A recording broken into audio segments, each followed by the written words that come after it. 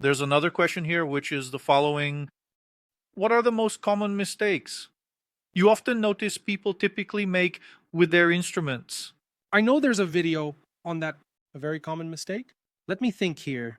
You told me, and I remembered the guy who plays and wraps a cloth around the neck and thinks it's careful. You know, super careful guy. He's methodical, man. He finishes playing, he wraps the cloth around the neck. But all that sweat that's on the string, that's on the fretboard, because the fretboard accumulates a lot of sweat, that sweat won't come off, it won't dry, it will soak into the wood and oxidize your strings. It's a common mistake. I've seen a lot of people do that. Understand. It's quite common for the guy to come to the workshop showing that he's careful with cloth wrapped around. Sometimes the cloth is already filthy, man. You know, sometimes you say, my God, You look at the cloth, it's disgusting. my God. You take it and say, man, throw this away. Set this thing on fire, brother. Get out of here with that stuff, man. Understand. That's a common mistake. Another very common mistake is the guy who doesn't know how to install strings on the instrument. On my channel, there's a video teaching how to install strings on a guitar and on an electric guitar, and steel, and nylon strings on a guitar. I think nylon is where people make the most mistakes. Nylon is where people make a lot of mistakes. Also with the guitar, man, because the guy goes there and wraps too much string around the tuning peg. I've seen that, you know. The guy wraps too much string. Some guys stretch the string, wrap it, tie a knot, and only then do they tune it. Wow. I see some guys wrap it the wrong way, right? Because you always have to tighten the string clockwise. Yes, right. And loosen it counterclockwise. So there are guys who manage to put the string in the direction, right? Tightening it from the start, tightening it counterclockwise. This is very common in Les Paul. With the treble strings, yeah. Yes, entering from under the head instead of through the head. That's it, man. It's common. It's common. And people, man, the Les Paul doesn't hold the tuning. No, it does hold. It does hold, brother. I like Les Paul. I have a few too. And like, man, I pick up a Gibson that's been sitting for 1,000 days and the G string is in tune. We'll talk about the G string. G string doesn't stay in tune. Man, my G string stays in tune. A guy came over and said that the Les Paul doesn't tune, the G string doesn't hold the tuning. Okay, man, I picked up 3 of my Les Pauls that were there, which I don't even know when I last tuned. Put the tuner on all 3, and they were in tune on another one. In tune. I said, look, there are 3 here where the G string is in tune. I don't remember when I tuned these guitars, but there it is. It's in tune, but it's in tune. On the contrary, the A string went out of tune, but the G string is perfectly in tune. So, yes, there are myths, man. People don't know how to properly put the string on the guitar and blame it. You know, the thing about putting steel wool on the antenna. Yes, it's a myth. It doesn't work. It doesn't work. You get it? It's the same thing. With the G string on a Les Paul. Man, you understand? Put the string on the right way. Oh. Make the knot pass 1 loop over the string's exit. 1 loop over the string's exit. 2 loops under the string's exit. Before tuning, give it a little pull to lock it nicely. Give it a stretch, right? Yeah, come. Before tightening it completely, give it a little pull. It will settle around the tuning peg, tune the guitar. It will go out of tune. Normal, like any instrument. It will go out of tune a little bit. Normal? We're not. But that's just like any instrument, just like a Stratocaster 2, just like a Telecaster 2. A question, right? A myth. The thing about. I have a guitar with locking tuners. Okay. And I really like it because it makes it easier for me. Saves time when changing strings. You don't have to do all that winding. Everything is there, locked. It looks good. People come in and say, man, I want to put locking tuners because my guitar is going out of tune. Is it common for this to happen? And then you find out it's not the tuners. It's common, you know.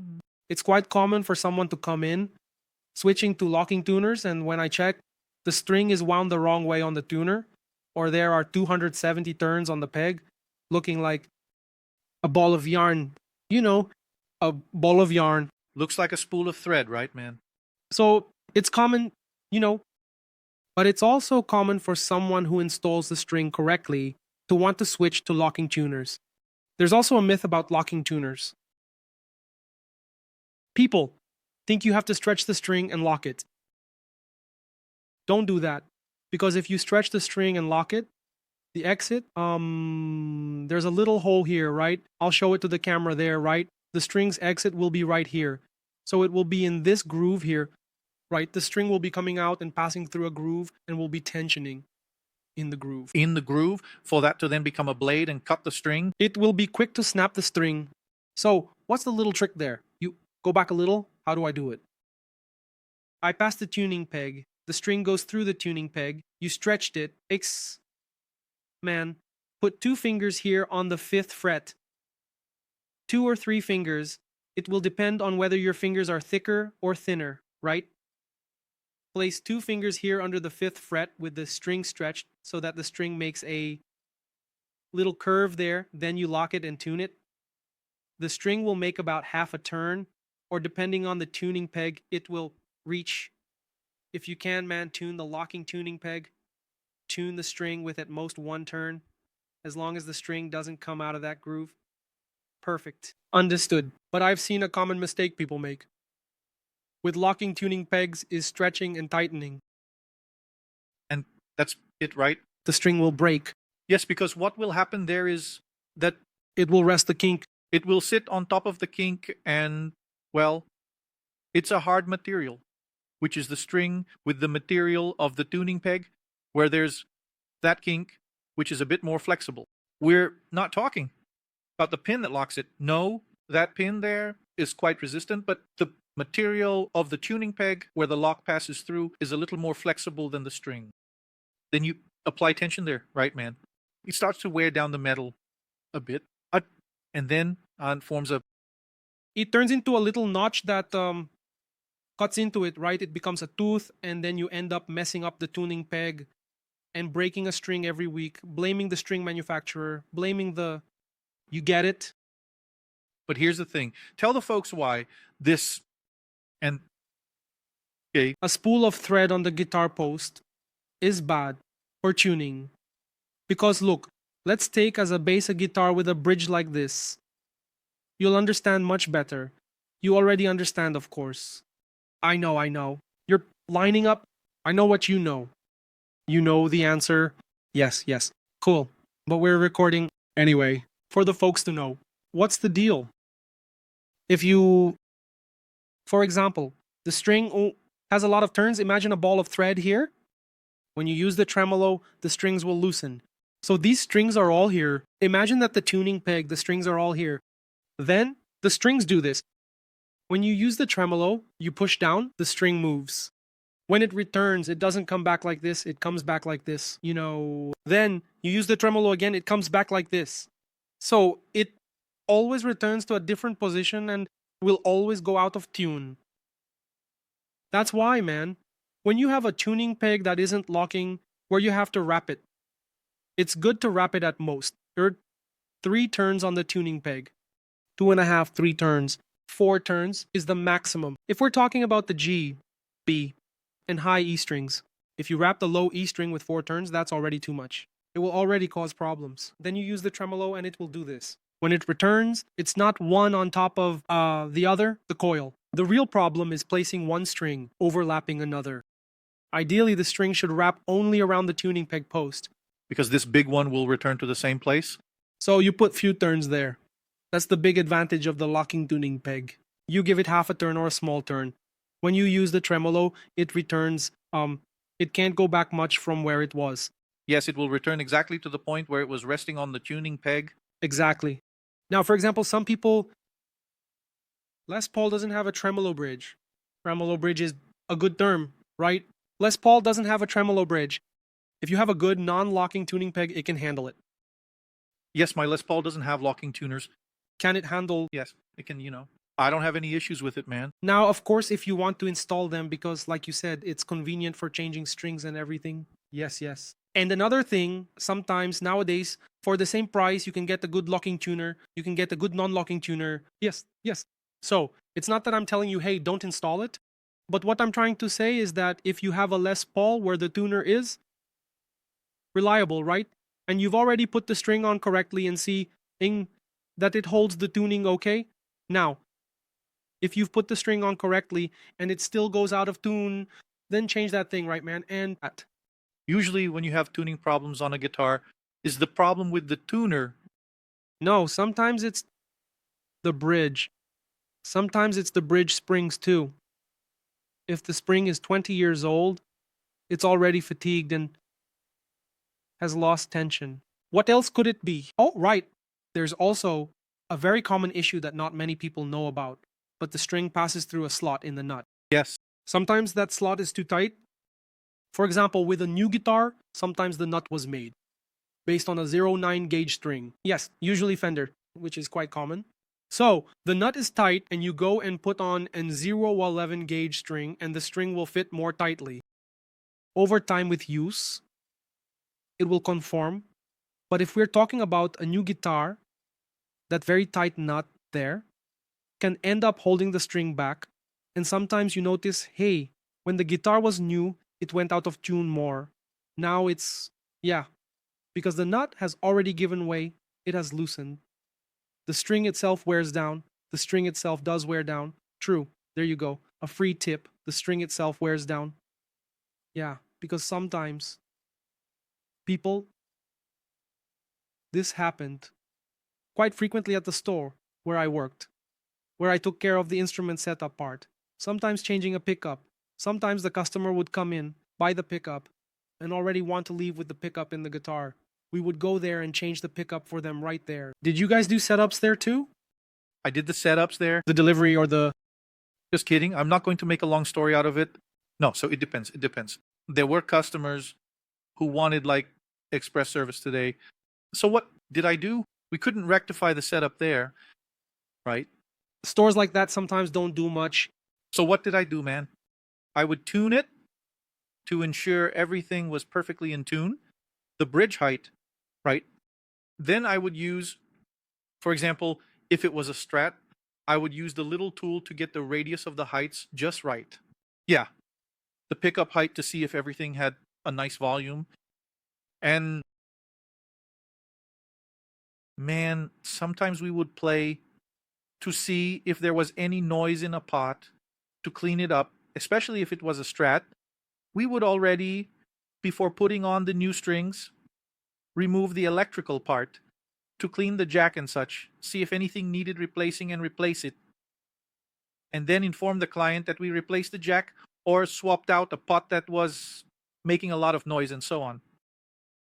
To hand it over to the guy so he could play it right away, already leaving the store with the guitar set up. So if he came in saying, no, man, I have to go to rehearsal, I have to go to something, everything was ready. Now, there were clients who would leave the guitar there. No, man, can I pick it up from you next week? Then it's all about skill, and then we wouldn't. Next week, you can polish the frets, hydrate the fretboard, do the work calmly. Everything neat, give the instrument a polish, with care. Left everything neat there. The guy would come to pick up the guitar. It looked like he had taken one from the stock, like, here it is.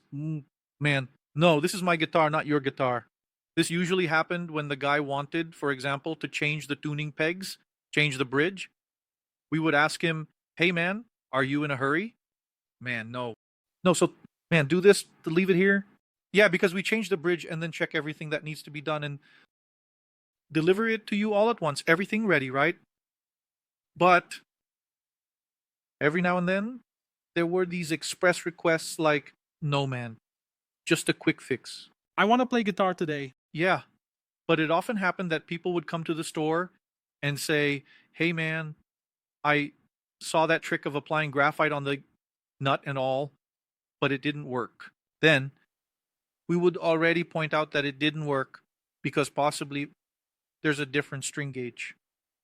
And the musician, obviously, isn't required to have the tools to widen it without damaging it. And when we see, oh, okay, the guy put a 0.10 here and came with a 9, or put a 0.11 and comes with a 9, then we, okay, already know how to solve it. We would go there and fix the problem for the guy. But this would happen quite frequently. Man, I got the Fender 10,000 rays. I used the tremolo. It's going out of tune here. It's bad, isn't it? It's going to go out of tune even more, brother. There's no way. That's why I say a new instrument, man. It needs a setup. It needs it. It needs it. Even the owner of an import company has already admitted and told the truth. set up the guitar, man. It doesn't come ready, you know. No, it's because what comes ready? The setup I use isn't going to work for you. Exactly. Man, look, there's a standard setup that will work for anyone here who knows how to play. Good. Exactly. Man, there's a standard setup, right? Which is the import company setup. Yes. But, for example, put it on the fret rocker and the frets will be uneven. Anyway, we've already talked about this. Already? No, but it would be cool. As you said, we did a Starling Cast in São Paulo at TDT with Zaganin, who is the luthier, the master builder at Tajima. And he himself said, no, man, the guitars, leave the factory setup from the factory to go to the store so the person can pick it up and play. But for the person to pick it up and play, the setup I like is one way. The one you, Matheus, will like is another. The one Zaga will like is another. So obviously you need to take an instrument and bring it. It's personal, man, to a luthier so he can set it up the way you will like. I like to play with the action a little lower. Usually the guitar in the store comes with the action a little higher because you have to consider those who have a strong grip, right? So if the guy... Yes, if the guy has one grip or another, and this guitar is going to be distributed in many places around the planet. For example, I've been to Colombia, in fact. I went to present a seminar there on luthiery. It was very, wow, cool. If you want, we can chat about that too. Let's talk. Man, when I got to Colombia, you know, I said, well, the setup like this, blah, blah, blah. I adjusted a guitar there. I left the strings really low. The guys went to play, man. They have a percussive style. Yes, you understand? To play their music there. Like a flamenco in those styles, right? Yeah, I left it with low strings, man. The guy said, they sound terrible. They have a drive in their voice like that. They sound terrible. I said, no, it's all good, Zay. It's just that there we play like this, but it's cool. How do you play, love? He went crazy, man. I went there and raised the strings a little. All right. He played. Now it's very good. Then it was excellent for him like that. Cool. But because the string height was just a detail there, right? That's right. Yeah. So like a guitar made in China will be distributed in Colombia, in Brazil, in Argentina, in the United States. If it comes with low strings, first of all, during transport along the way, a fret might lift, another might not. It will happen. So if the factory sends it with low strings, Shamo, during this journey, because sometimes the guitar can stay in stock for a month, or when I worked in a store too, I even saw a guitar stay in stock for 7 years. Wow. It was a Gibson Custom with an entry note from 7 years ago. I sold 3 Gibson Customs at the time in the store, and even the store owners were saying this kid managed to sell a guitar that had been there for 7 years. You know, because of what we already discussed off the record, you know, I knew how to present the product and I sold it. Man, the entry dates, so you imagine, the guitar sometimes sits in a store stock for a long time. There are guitars you bought and you don't know how long they've been there. This happened to us in the store where I worked with the Gibsons that tuned themselves, which had that system on the headstock. Already A2, the Robot 2 already. Why the salespeople who were there didn't know how to sell because they didn't know how to set up the guitar to tune it. Come on, man, but there's Google too, right? Oh, man. But, you know, people want the answer ready, right? Dude, you who work in a store, man, go look up some literature, study the stuff, because nothing is better than the customer arriving and you knowing what it is. Yes. Look, this here is ebony. This here is maple. It's mahogany. You know, it's Alnico pickup, Alnico 2, Alnico 5. What's the difference between 2 and 5? Man, know this difference because it will help you close a sale.